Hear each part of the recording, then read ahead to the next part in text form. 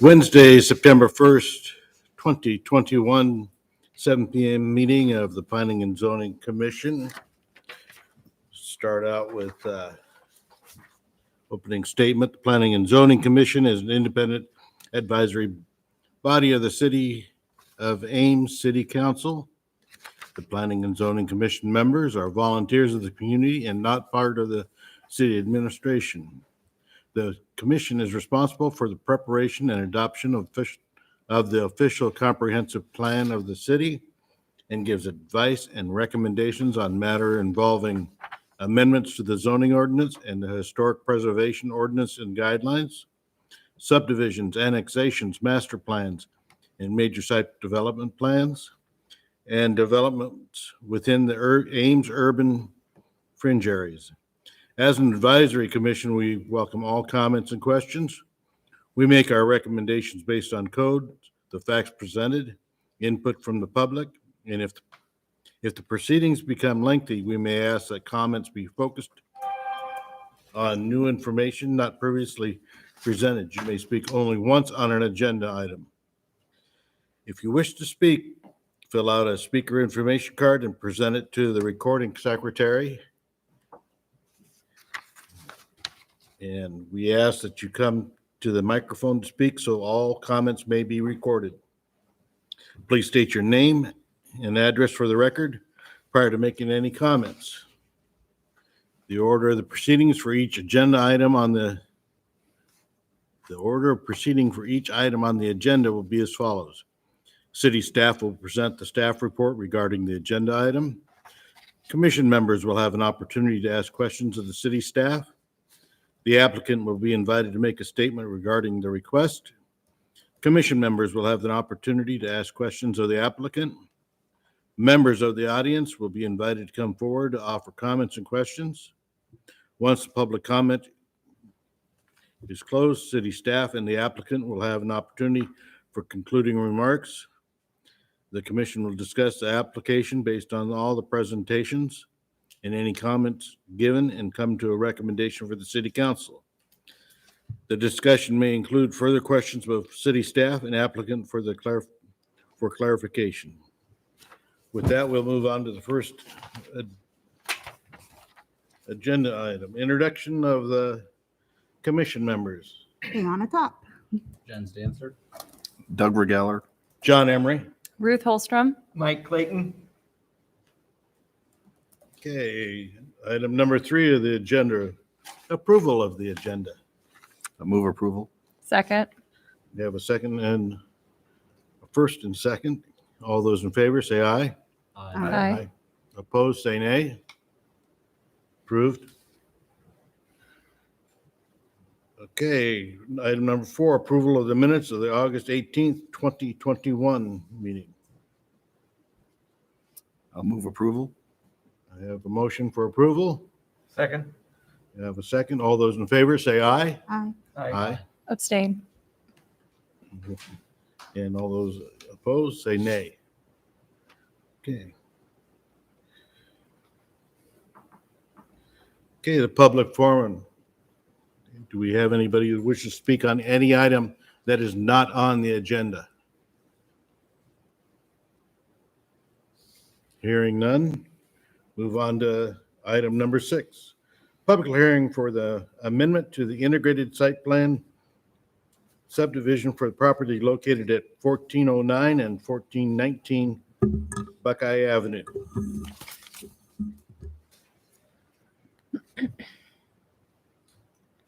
Good evening. So before you tonight is an amendment to the integrated site plan subdivision for the, what is the Duff Plaza? Back in 2018, this originally came before some of the members, I think some of you were on the commission at the time. And it included rehabilitating the Kmart building, which you've probably seen, into the tenant spaces that exist today and a storage area in the back. And then it created additional lots for future construction. So this is pretty accurate to what the site looks like today. 1409 and 1419 are located right here. Buckeye Avenue is a public street, and this is both of these are private drives into the development.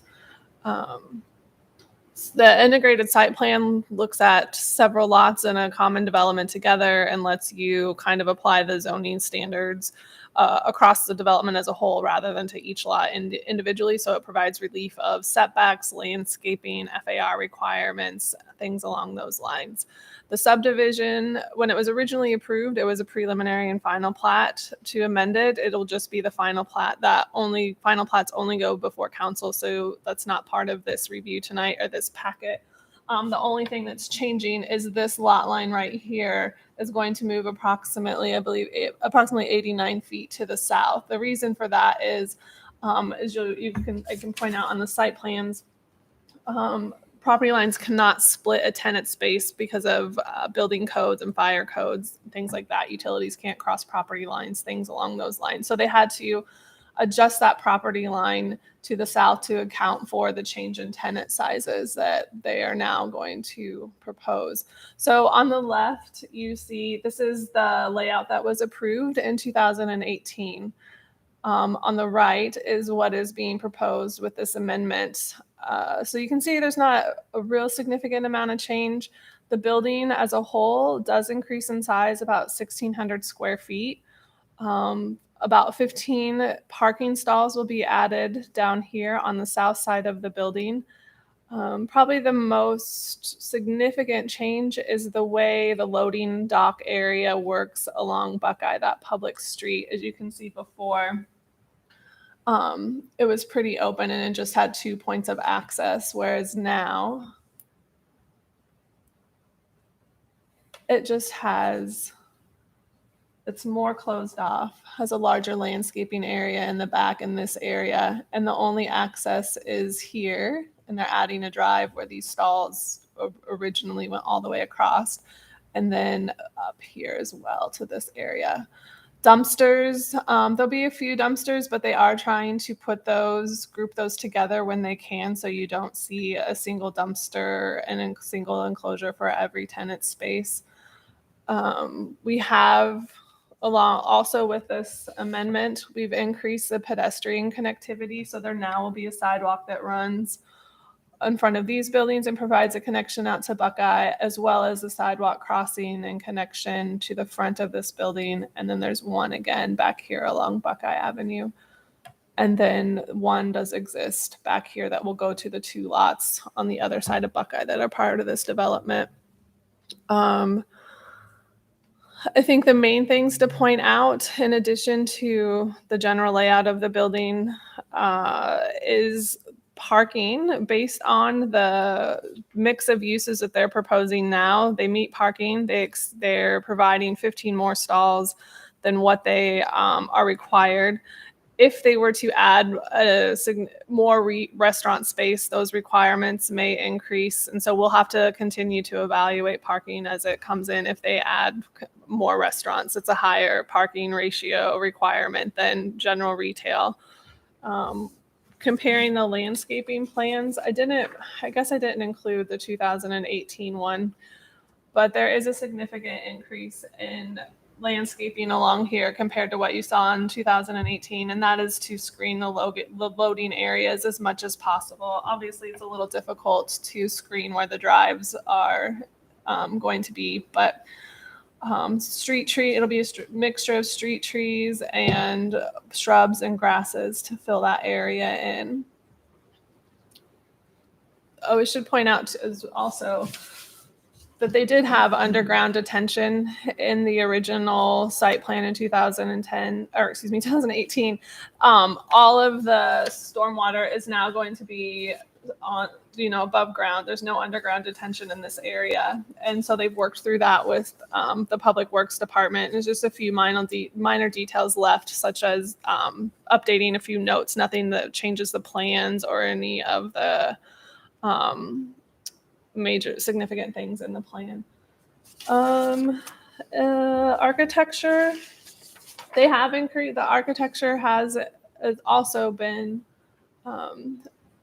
increased in detail, if you want to describe it that way. So this is what was presented in 2018.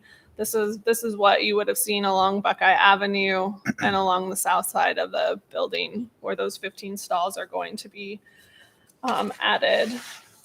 They are adding some detailing.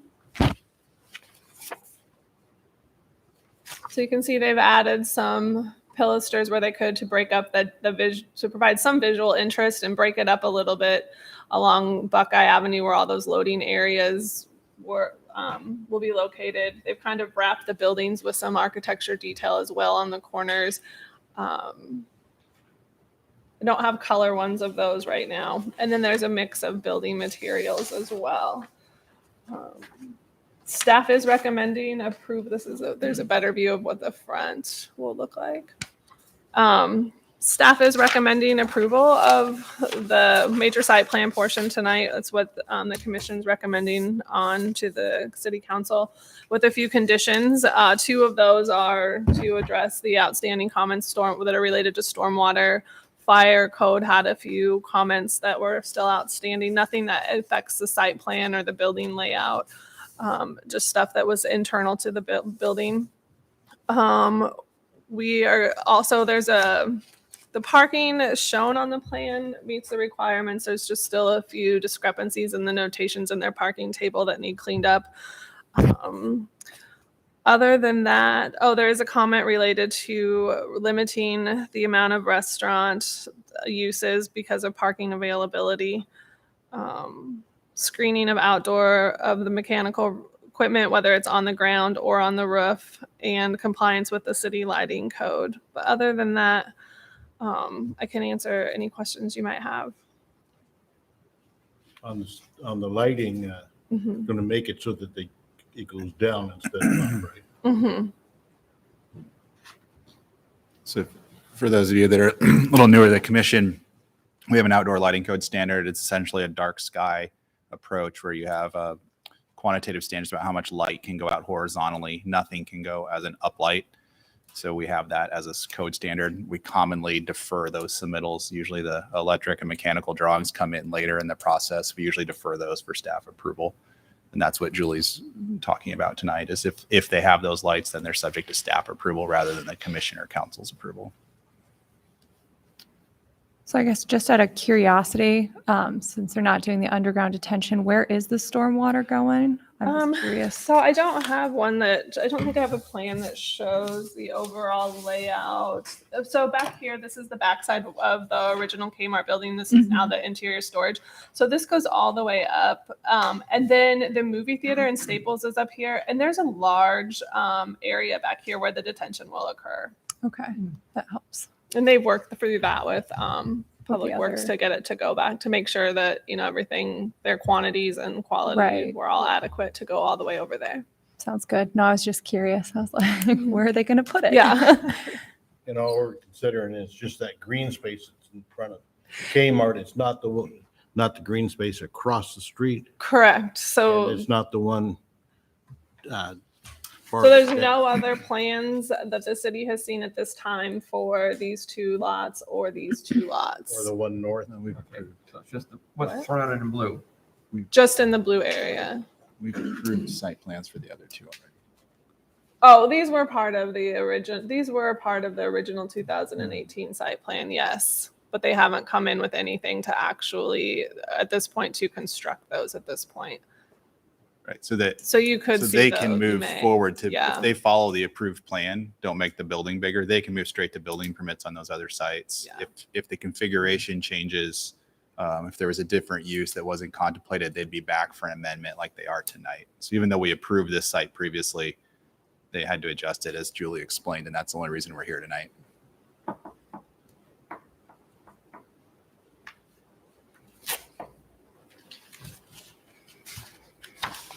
So between the two alternatives, or not the two alternative 1 and alternative 2, Mhm. alternative 2, this with modified conditions, is that different than what the conditions are listed on alternative 1? That would be if the commission wanted to make any additional conditions that staff hasn't already included in the list, or if you wanted to discuss or and possibly modify some of them that were included, you could amend the list that staff has already proposed.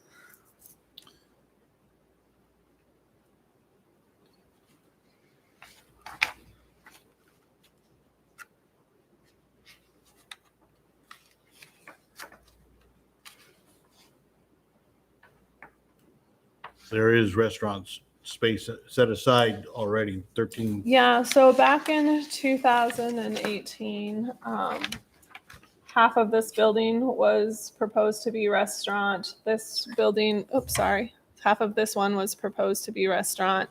This building was a drive-through. And then the ones, I don't remember, I think maybe one or both were proposed to be restaurants out on the two lots close to Duff. Let me see if I have that.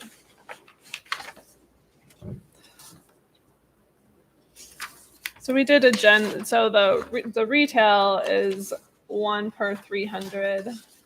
And then the restaurant is 9 per 1,000 with fast food. Fast food we can't calculate unless we have a floor plan. So that number could be different for a fast food rather than versus sit down.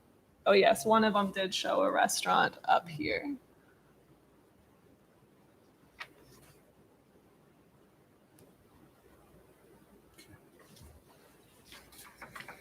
And and all of that restaurant floor area was already taken into account with the parking calculation.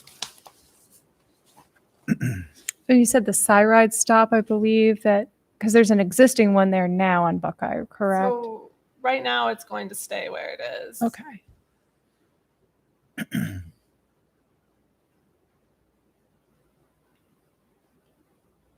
And the city's going to change something where Buckeye meets South 16th for traffic.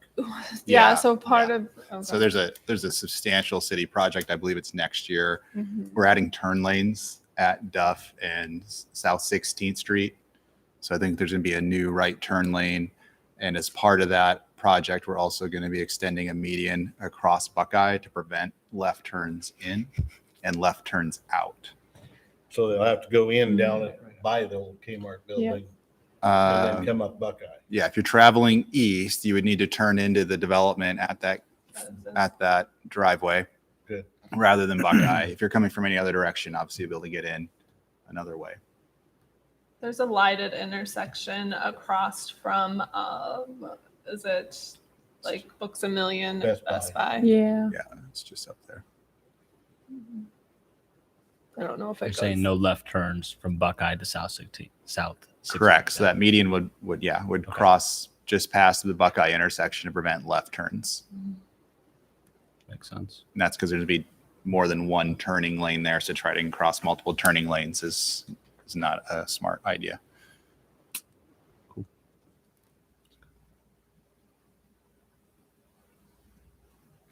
And you say that there's a new project for that is next year?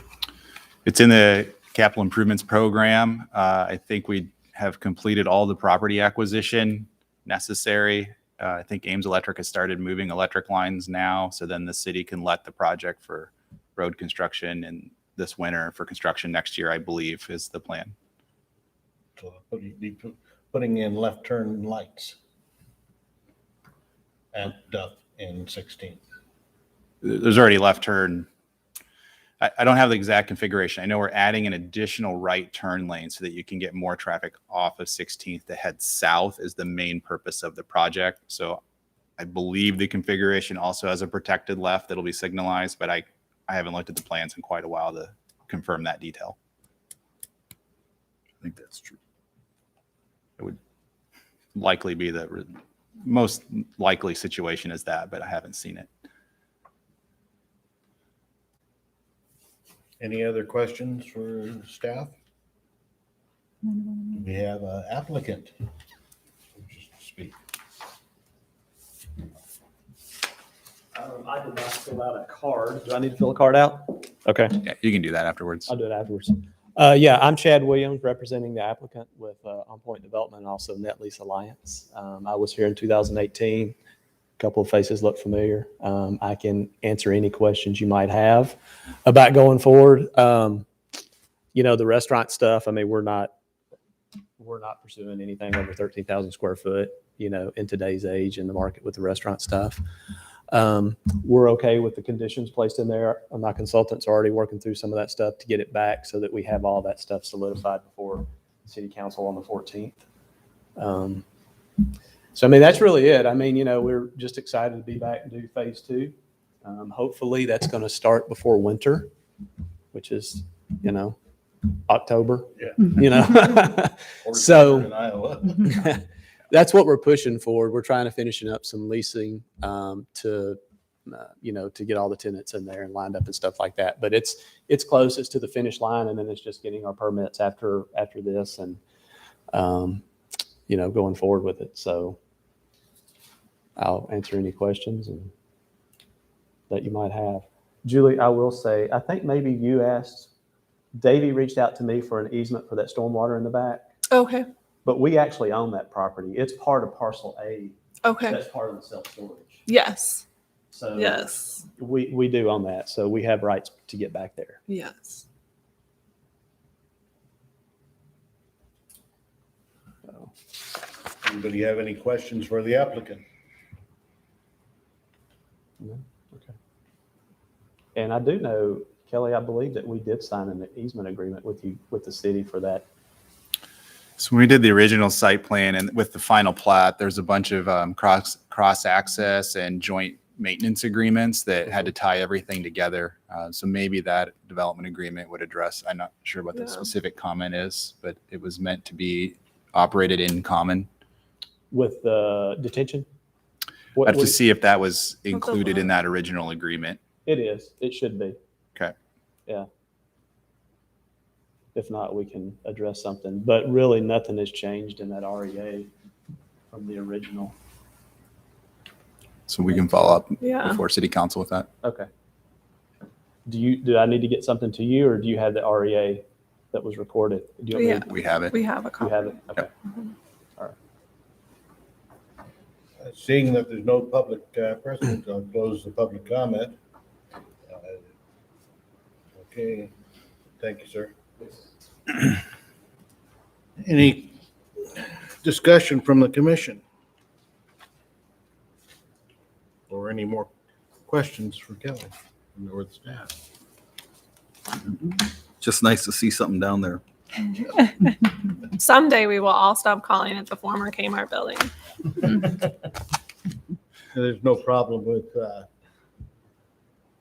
I know that you put out the meeting to like Hunziker and all them. There's no, I had one phone call from a business that was notified, and they just hadn't seen the staff report posted yet, so they really didn't even understand what the request was tonight. And so once we talked through it, and I directed them to where the commission report was, if they wanted to read through it, they were fine. okay. Okay, closing discussion. I will now entertain a motion.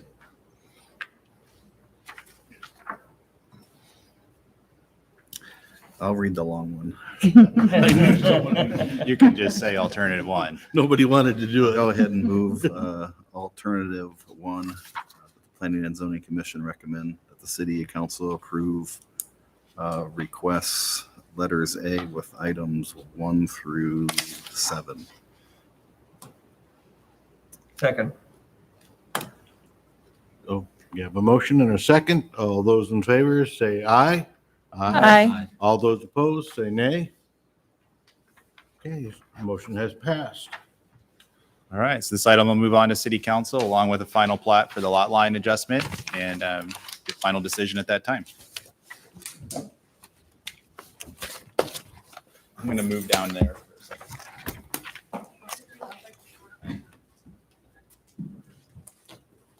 Okay, moving on to item number 7, the Ames 2040 plan discussion.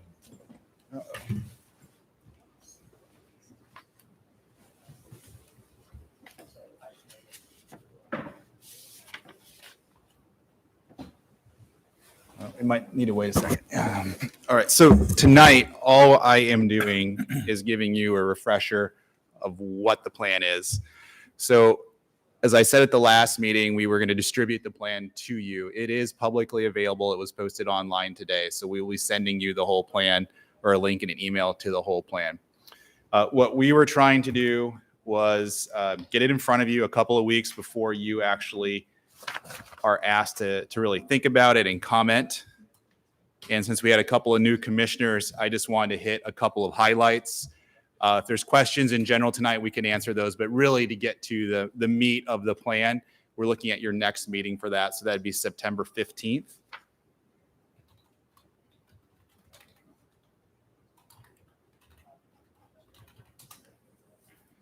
And just a second here if this loads up for me.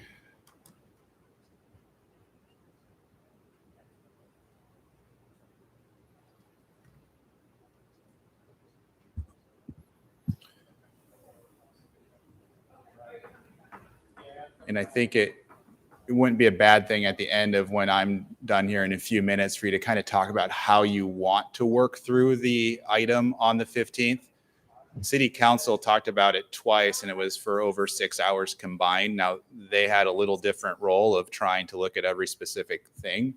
I'm not expecting you guys to spend 3 to 6 hours talking about this on the 15th, but it is a large document and it will take some time for that to happen.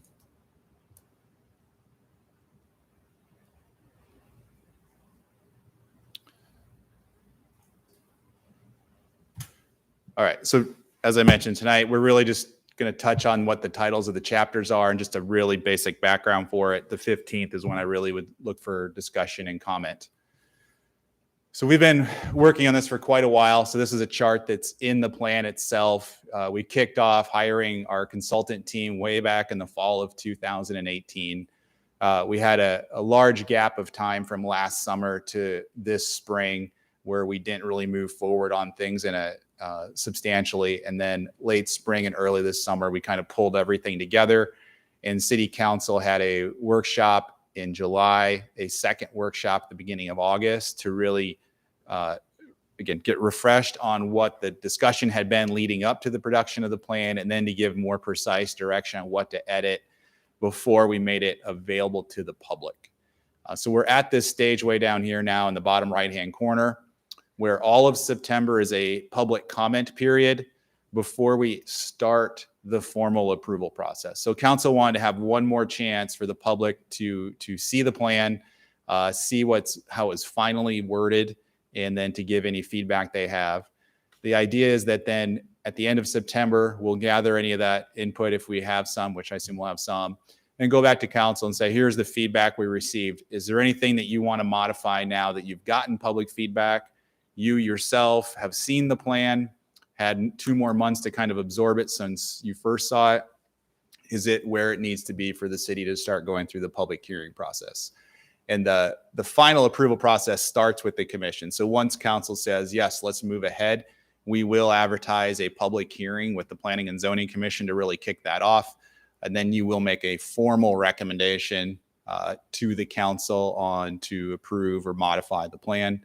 And then ultimately, they'll also host a public hearing to approve the plan. Hopefully that with the level of comment we get in September, it's not substantial, meaning I hope we did a good job.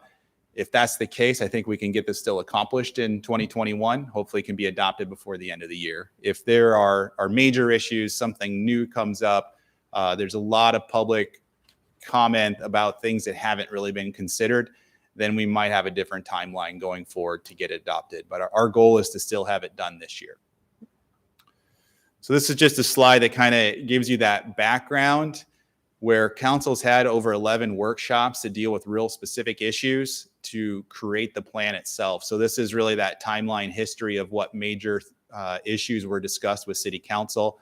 If you were to go to the Ames Plan 2040 webpage, every one of these workshops is listed with the presentation materials. So if you just found out Ames Plan 2040 existed today, you can get up to speed if you really wanted to on all of the discussion materials that happened before the plan was published. You don't need to do that to read the plan. Obviously, the plan is self-contained and includes what we have prioritized as a community. So the background's there if you want it, but you don't really need it to understand the plan itself. This is just a chart that we have, as we communicate with the public, what's the plan going to do? Well, the plan's really looking at addressing 15,000 people being added to the community. We picked a 2040 timeline.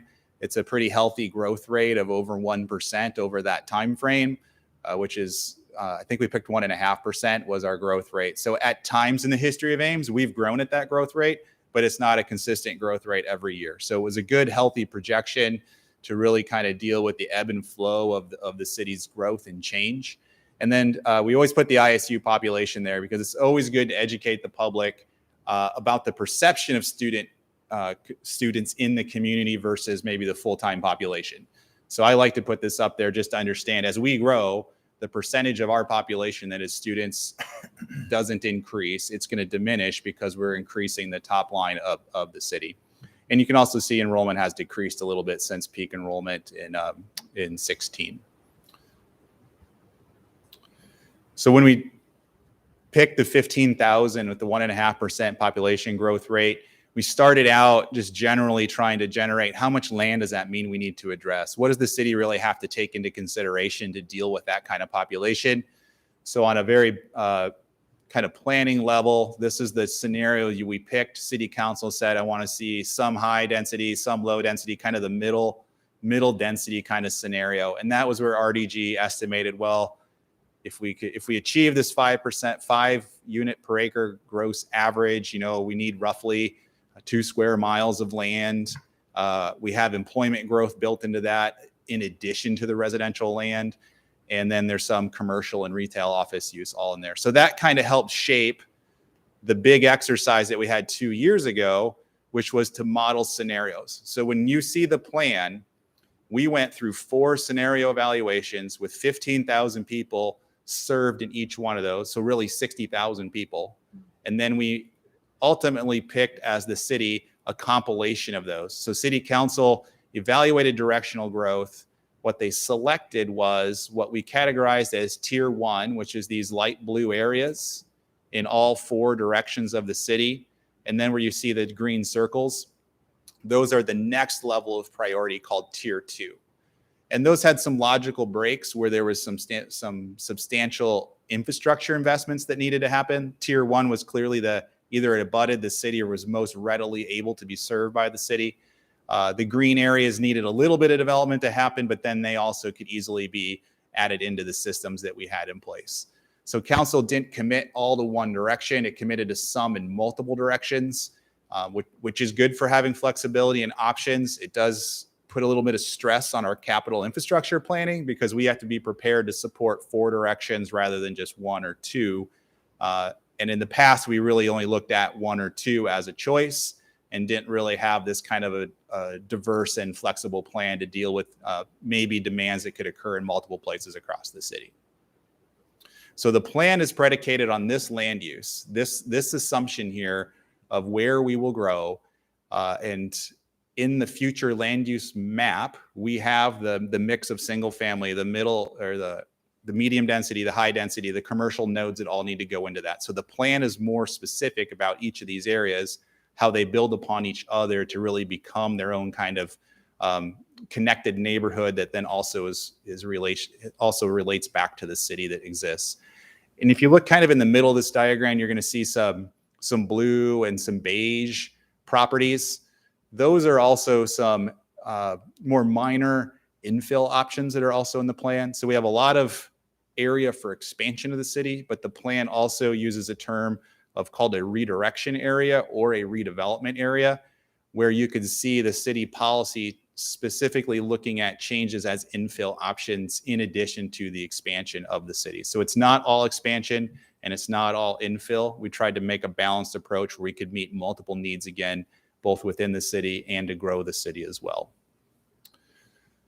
So the plan, this is just a snapshot from an early page in the plan. We had a community vision that really high level was meant to guide some of the interests that we would have in this plan as we wrote it. Ultimately, we ended up with 6 plan elements or 6 chapters, if you want to think of it that way. And they're supposed to be integrated. When you look at the plan, there's a lot of policies. It is I would describe it more as a values-based plan. It talks about things that we want or think are priorities or things we should do. Some of the policies are mandatory and directive, but many of them are value-based statements to help guide future decisions. So when you look at the plan, I think that's something that you want to really look at is, all right, do I believe that this is articulating what the values are of the community? And then are there parts that need to be mandatory or shouldn't be mandatory that you might have adjustments to that language that you would recommend to the city council? And that's partially what city council was going through in their August and July workshops, was to kind of wrestle with, is this the right balance, at least to go out for public comment with how the policies and the vision statements are written. So I have just quickly 2 slides for each chapter. I'm not going through the chapters tonight. That's when it takes 3 hours. So again, we have 6 chapters. They each have a vision statement. A vision statement is not a regulatory decision-making tool. We should not be here at night making decisions about project proposals based on a vision statement. That is meant to just give you a high-level idea about what we are trying to accomplish, and then specific policies should give much better direction and clearer direction about what matters when a decision involves a land use plan or a comprehensive plan change. And on the left, there's this little call-out box. So as we put the plan together, these are kind of the 4 themes that we think were the most commonly addressed issues, or maybe the priorities that really worked well across all 6 chapters. And so those are kind of just a short, again, informational graphic for the reader to understand maybe what the city's priorities are besides reading every policy in the plan. So the plan starts with growth and land use. You saw the vision statement. That is what is here. We want to take a balanced approach. That's why we have both infill and expansion. We want to be conscious of our environmental issues as well as having a sustainable city, both economically and environmentally going forward. So the growth and land use chapter, it's the longest chapter. It has by far the most content. It's going to have the land use map in it. It's going to have the explanation of the scenarios, how we kind of building that history of how we got to where we are. It has a fringe map also that help guide future fringe plan amendments. So we have, if you remember me talking about this, we have an Ames urban fringe plan, which is a part of our land use plan that guides development decisions within 2 miles of the city. We have a cooperative agreement with Story County that has 1 year of life left on it, 11 months left on it actually. And the expectation is that the city and Story County will approach the fringe area again and look at possibly changes and then hopefully enter into another joint agreement. So I think that's something that you'll be hearing about in the winter. If this is moving forward and we believe this is our plan, then we can move forward with Story County and start to talk about how we look at urban reserve policies and how we look at planning right around the city. So this sets up a framework for guiding those future fringe plan decisions as well. Yep. For the fringe plans, are we talking about all of the fringe, the entire like surrounding area, or are we focusing like on the east side, the north side? So the chapter kind of addresses our interests universally. Yeah. And one thing that's substantial is that it proposes a designation called urban reserve for all areas that we studied. Essentially, we are blocking all around the city areas where we could reasonably grow. Okay. The last fringe plan was more selective in saying this area is reserved for annexation and other things can kind of happen in other places, because we evaluated so many scenarios and so much land and have reasonable ways to address growth. Mm-hmm. This is advocating for a more restrictive approach to reserving land. And really our authority is in subdivision. We only control if people subdivide their land in the fringe. That's the only issue we control. So we don't really want to see 40-acre parcels broken down into 4 10-acre parcels, which would be really hard to absorb into a city and then reasonably develop into urban patterns. That's really what we're concerned about. Thank you. Yeah, and this kind of articulates that. So the dashed line here is that 2-mile buffer around the city.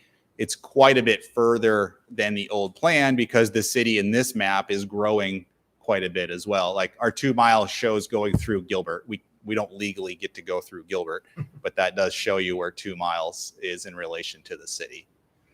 And there's online, we have the whole document, but then we have a high resolution city land use map and a higher resolution fringe map for those people that have property and really want to know what's shown in the vicinity of where their property is, so they can look at that as well.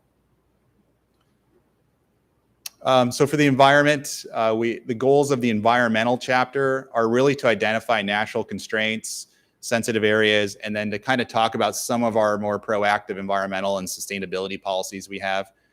For those that are very interested in climate change issues, City Council made a very distinct choice in the middle of the process to move forward with Plan 2040 and pursue a separate parallel process for a climate action plan. So last night, City Council had a workshop on essentially the kickoff of the climate action plan. So we have a separate consultant that will be leading the city through another 18-month process to talk about climate change and how and what the community can do as a community to address the impacts of climate change and their contributions to climate change as a community. So that's kicking off separately from this plan. There's some placeholders here that say, if a climate action plan is adopted and there's land use based policies that have been identified in that plan, we would need to come back and amend and edit the Plan 2040 to reflect decisions that are more specific about climate than what we know at this time. So there are placeholders, but it doesn't really address climate action at this point in time. Parks and Recreation is really about, again, addressing our natural environment and our open spaces. It doesn't plan how you recreate or what things Parks and Rec will do as a department to serve people. It really focuses on those physical patterns of what kind of parks we need. How do we make sure we're having an equitable access to these? So this map on the right shows a half-mile walking distance around our open spaces. You won't be able to read that up there, but that's a step of analysis that we've done. So we have some policies about sizing parks, a hierarchy to parks, needing those obviously in growth areas, but then also looking back into the existing community and where can we add public space when possible if it's an underserved area in the community. So it's not focused just on the expansion of the city, even though that's going to be where a lot of our parkland will show up. There's some substantial parkland plans that would need to be accommodated as we grow. We would need another, at least one, maybe two community-sized parks. Those are the 60-acre and larger parks where we have ball fields, large open spaces, other kinds of amenities. So think like Innis Grove, think like Brookside. Those are community-scale parks, not just little 5-acre parks that have kind of that more walkable and neighborhood appeal to them. And you're saying we need, they're planning on more of those? 1 to 2 of those, and that's partially driven, again, by the diverse geography of the plan. If you put one on the far west side of town, but you're growing on the east side, you wouldn't have equitable access. So then you would have to plan for a second community park to be somewhere in the south or somewhere to the east. It wouldn't happen with tier 1, but that's why we did this analysis. If you grew east, it shows how those layers come together over time and where parks and commercial uses can kind of make that work over time. It's not just a spot of the first apartment project that comes in and we don't know what we're going to do next. If that was to happen, then we could move in a sequential manner to provide all the amenities and facilities we would expect out there. The other part of that you'll see in here is really these ideas of principles that we kind of have a social network that we expect or want to have in our community. And we recognize that public space is a big part of that. And parks are one of those features that we want to reinforce, that there's a social network that can be beneficial to many people, and to think of them, as not just passive open space. That's part of the planning, but to make sure there's active amenities that people want to take part in as well. And the implementing measure for parks and open space is really another plan called a Parks Master Plan. So Parks and Recreation, if this is adopted, they will go into a master planning process, which they do every 5 to 10 years, to assess the actual recreation needs of the community, look at demographics, look at activity interests, and then start to strategize around, well, what kind of facilities do we really need? What kind of programming do we need at the community center? Those kinds of things. So this plan doesn't deal with programming. That would be a follow-on through the Parks and Rec program. So mobility is probably one of the more important chapters in how it relates to the land use chapter and growth chapter. So as a city, we have a transportation plan called Forward 45. It's a federally mandated plan, and it deals with higher level decisions for more like arterial streets, highways, collector streets, these really high order, high volume streets, and helps us plan for how we can spend our federal money along with local money for these larger streets. It doesn't tell us how to do development projects. So we have a little bit of a disconnect about our high level planning that we need to bring into the comprehensive plan about how do we see our streets functioning within developments and within existing neighborhoods. And this is where we have a complete streets plan as well that had a lot of influence on this. So we're trying to tie our high-level transportation planning together with a complete streets concept that means that we're going to provide access and the appropriate space for all modes of transportation based on the context. So that doesn't mean everywhere gets a 5-lane road with bike lanes and extra wide sidewalks. That's not what that means. What that means is that when you have high volume streets and you need protected facilities for pedestrian and bicycles, that you are putting that in the plan up front and you are budgeting and ensuring that gets built and not delayed to another time. It also deals with, through Public Works Department, it deals with our strategies for adding bike facilities or retrofitting existing facilities to be able to improve connectivity throughout the community. So this chapter is really meant to bring those kind of transportation policies that shape your environment into the decision-making when you are shaping the environment, so that you are thinking about, well, if I have a walkable neighborhood and I put the architectural guidelines together, do I actually have a street that's walkable to go with it? Because just because you design a house or a business to be in a walkable neighborhood, if it's on a 4-lane street with a 3-foot wide sidewalk, that's not going to be a walkable area no matter what you do with architecture. And the same holds the other way. If we're going to build smaller, intimate streets and you expect people to be going slower or traveling by bicycle or walking, does that match the style of the surroundings as well? Do you have the fine grain of detail that people can experience when they're going slower versus traveling at 40 miles an hour on an arterial street? So we're trying to bring those relationships forward. It is contextual. So that in the complete streets plan, there is a typology about labeling different types of streets. So there is a plan for what those things get configured as either as they're built new or as the city retrofits these projects through the city.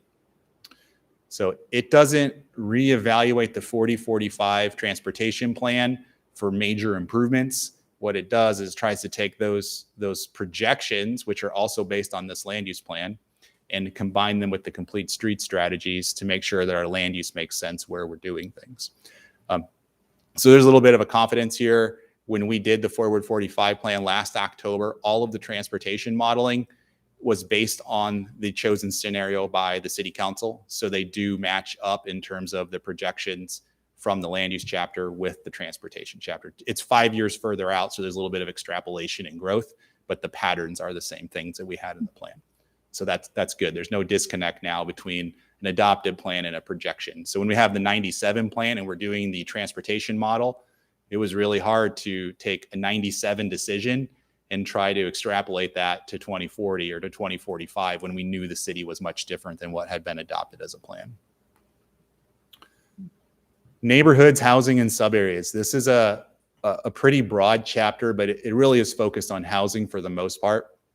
It does have some of the data about our housing needs, some of the income levels, and what does that project for housing demand, and our policies about how we want to support diverse housing options across the city, both in expansion areas and then potentially again as infill options in select areas of the community as well. So those kinds of policies you'll want to look at. I think it's one of the probably more significant chapters in terms of a land use influence. It's the kind of thing that influences future zoning decisions. It probably doesn't affect a lot of the future land use map that goes with this, but it'll help implement future zoning decisions. So here's just a quick little snippet. So this kind of data, again, about our income ratios and our housing costs, some of our housing unit inventory, that kind of data is in this chapter. In the sub-area plans, it's kind of a placeholder for future planning efforts. So if you think about the Lincoln Way Corridor Plan, that's our most recent, which is still a few years old now, example of a sub-area plan where we took a specific corridor of the city. It could have been a neighborhood, not a corridor that stretches across the city, but we did more precise planning to try and analyze what the needs are for the area, what changes could occur, how did it fit with the transportation system. So there will be more of those to come. There's, like I said, this is more of a placeholder. There is some discussion about certain redirection or infill sites that we had an exercise on early in the comp plan process. They themselves are not defining a specific change at this point in time. Other plans would need to be done for those certain areas. And finally, it ends with community character. This is a new chapter for us. We don't have this kind of a chapter. Actually, we don't have, we don't exactly have a transportation chapter now. It's like 4 pages long. So it's not nearly as comprehensive in what it's trying to accomplish in our current plan. So we really focus on land use, and then open space and the environment are really what the 97 plan revolves around. So community character is trying to fill in two kinds of things. It's a little bit more on the social side, trying to acknowledge that we live in a built environment, but we're social creatures. And there's things about the built environment that affect how you relate to people and how you interact with people. So there's some of those things in there. That's where we talk about our historic preservation goals. We talk about art. We talk about performing arts, not just visual arts, but just the idea that there's things that make the community a place and make it interesting. We want to support that going forward. But it also brings the idea of building quality and design quality into the conversation. Our current land use policy plan doesn't really have much in the way of any kind of architectural or design expectations. It's pretty silent on that as being a significant issue. So again, this doesn't design any one building in the city. but it does highlight that there's areas of the city that we think we want to prioritize for higher expectations for design character. Those would be places that I think there's a map in here. Yeah, so there's certain areas where we would want to recognize that there are gateways into the community, or there are primary commercial streets, and that we could have higher expectations for what our visual imprint is for both people that live here as well as visitors. It's not an uncommon comment for us to get. We have so many visitors that come into the city, not just to bring their kids and drop them off at the university, but just so many people that attend events. So we have the Convention and Visitors Bureau, and that's about establishing events and advertising them, but we don't do a whole lot within the city to make a visitor feel oriented or understand what we're about. So this chapter brings that kind of topic up as well, with maps like this about how do we highlight main corridors that would be beneficial to visitors, and then again, our community identity at the same time. So it's a little bit fuzzier chapter. It doesn't have as many mandatories in it. It's one of more of those aspiring chapters where hopefully it helps city council make decisions about their goals and priorities going forward. Maybe their funding interests for certain types of improvement projects across the city. So this would be a chapter where if we hadn't landed on doing the downtown plaza already, something like that would be in this chapter, where we're saying our downtown needs some kind of an amenity, and it would articulate that. And then that would be a follow-on then. That'd be an example of a follow-up where then city council is, okay, we need to evaluate this. What are we going to do? You come up with the downtown plaza project. This is really focused on streetscapes on this map, but there's other issues that get covered in this chapter. So that is the quickest overview I can give you, and probably give you at least context to what you're going to look at. It is a 130-page document that when you get it, it is small print. So it's going to feel like more than 130 pages.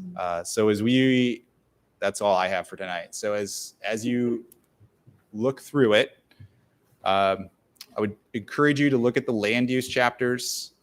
Well, I want you to look at all of it, but I know that may not be realistic over the full 2 weeks. But the land use chapter is pretty important about kind of the role, especially that the Planning and Zoning Commission has. I think taking a look at the housing information is good, because I think we hear a lot of conversation about housing needs in the community. So that's not an uncommon topic for you to hear comments about. I think those would be the two I would start with. The Parks and Rec and their environment, they're fairly short, so they would be easy to read, but they aren't probably as pertinent exactly to the things that you guys see on a regular basis. So with that, I'm done. If you have any questions, let me know. And then, since you're not asked to make a formal recommendation just yet to the city council, I think you have a couple of options of how to run the meeting on the 15th. You can kind of all just say your piece and make comments or have some dialogue back and forth. Or if you really are interested in making a formal recommendation to the council, you can make motions on specific issues. If there's like, we really should recommend that, the land use chapter should get rid of this land use category, that we just don't think that's right. You could make a motion and make a vote on that, and we would forward that along as comment from the commission if there was a formal vote that way. So think about that. I don't know if you'll want to make those kind of votes yet.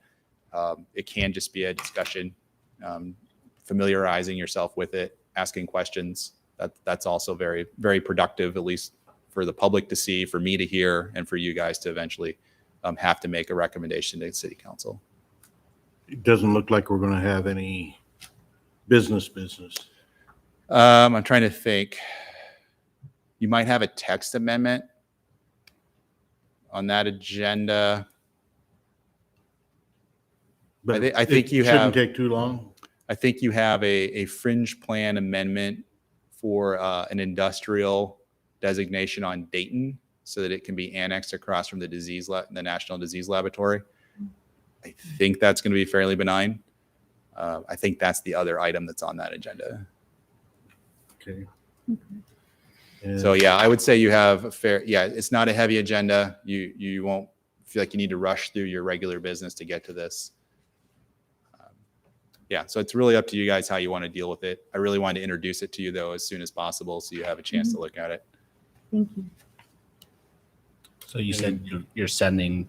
We'll send you said the a link. link. Yeah, it's at Ames Plan 2040. You go to that. There's a link and it'll get you to the documents. We can email out that link tomorrow as well. You say it's on there now? Yep, it was I posted looked this last night afternoon. again, and, I didn't see it there yet, but, It should be there as of 5 o'clock, okay. unless it's only on my computer. That would be bad. Pretty bad. It's hyperlinked to my computer. I don't think we'd probably want to do anything formal on the 15th because that's pretty soon. I think we need to have some time to digest what we're to discuss. So I'd say, yeah, talk amongst yourselves on that. You have to tell me how you want to do it. I think it's gaining opinions about yourself, how you want to approach that meeting. Yeah. And then I guess here's the other question. How much do you want me to kind of pull out of the plan and have up on a PowerPoint? So again, when I was with council, we didn't go through every policy. That is not possible to be done. You had to pick the ones that you were interested in. You could not go through 30 policies in the land use chapter and get through the document in a night. So I would encourage you to not think we're going to go through every page and every policy. I think you should circle ones you're interested in, either because you don't know what it means or you have questions about how it'd be applied. That would be the most productive conversation that we have. I agree. If we could all kind of get a chance to review it, and then if we do have questions about certain ones, should we send those to you maybe, and then you could maybe put a PowerPoint together of the ones if you guys have things you want me to address, that's always helpful. So I don't have to do it off the cuff. right. But And how much time do you typically need if you were to put a PowerPoint together just to? so I'm only gonna. I mean, all this stuff's prepared. It's cutting out of one document to put it into a PowerPoint. So Okay. Probably need a day to go through and do that. Probably not on the 14th though. Right. Yeah, if you send it on the 14th, I cannot promise. And I don't know how I'll address it in a PowerPoint. It might just be I send out a list to all of you and say, hey, this is what I've heard. Right. for That's what I was tonight. thinking. Yeah. Of items that were. It's easy to do that. I at least can send out an email to you all saying this is what I've heard up till tonight versus trying to give you answers in advance. Yeah. What you're saying, as I understand it, is the 2 or 3 big items that are in there are the parks and recs and the housing and the transportation. So I would say land use and growth, longest chapter, most involved, leads to that future land use map which is all the things that you guys see every month. The housing chapter gives good context to future zoning issues. How do we want to see housing built in the city? Not so much where, but what type and how we approach that issue. So land use and growth is going to be about where, housing is going to be about what, transportation needs to link it together. I think that's a very important chapter, but it's a lot of that's going to be out of your control because it's more council and public works and a little bit through the Planning and Zoning Commission. Community character, again, is kind of a broader discussion. Environment is a pretty small discussion chapter, so it'd be easy to get through, but it's not one that's The character would be along the line with the housing and the park and recs make the character. Well, you'll have to see how it's written. I mean, I'm never going to say something doesn't contribute character to a community, but I wouldn't say that. Yes, they're related. The character chapter is kind of dealing with it maybe a little bit differently than that, though. Mm-hmm. Hopefully it all goes together. I don't want you to sell you short. You should read all 6 chapters. You're the Planning and Zoning Commission. I'm also being realistic that you're probably not going to read every word in the next 2 weeks. I have a question.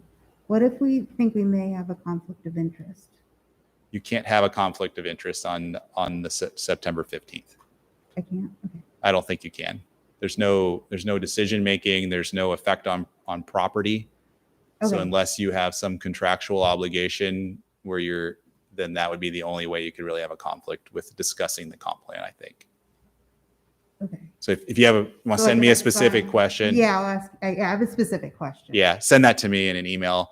Okay. I'd be surprised if we decide you had a conflict of interest. I didn't mean like over the whole thing. I just meant, yeah, I'll send you an email. Okay. Make Well- sure, because I want everything to be above board and Yep. don't want to mess anything up. No problem. I'd be surprised on the 15th if that's an issue.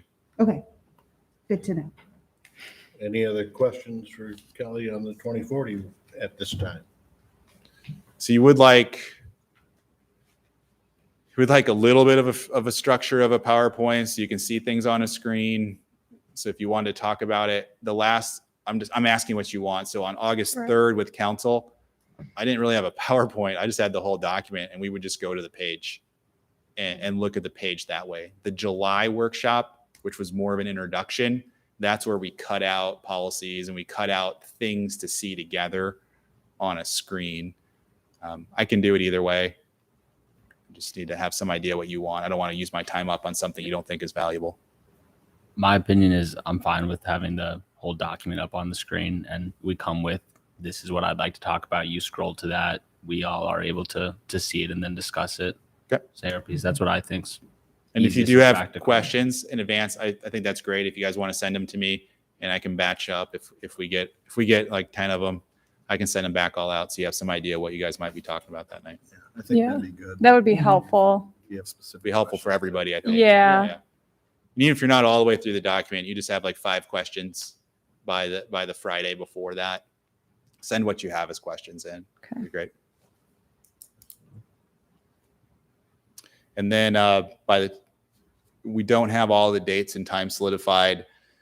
There'll be a drop-in open house at the library, straddling an afternoon and an evening for people to drop in and review materials about it. We will do some version of an online Zoom presentation about it where people can interact with us as well. So if they don't want to come to the library or they don't have time, that they can still do it online with us.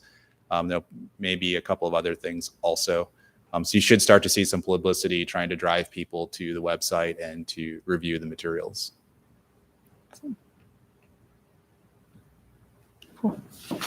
Anything else? I don't have anything else. Anybody want to make any recommendations for Kelly for the next meeting? Just bring the thing and we'll Yep. go to that one. We'll just go through it Bring it with you. where we need to go. Yeah. Yep. Where? Okay. Okay, commission comments. Thanks for holding down the fort for a couple weeks. It's like you're on vacation. We struggled through it, but yeah, but Yeah. Looked like there's some exciting stuff, so that's great. Yeah, we missed out a couple items. Where is the project on the connector line on down south or south and east or east of Viola, May for the sewer and all the water projects? Have the city started anything on that yet? I'm not sure I know what you're talking about. The little You talking about- infrastructure down east of Viola, May, and South Ames from 13th Street? I don't keep up on all the public works projects, so I'm not familiar with that one. Okay. Anybody else? Any staff comments? I have none tonight. And I will now entertain a motion for adjournment. I would move to adjourn. Second. All those in favor? I We're adjourned. Good.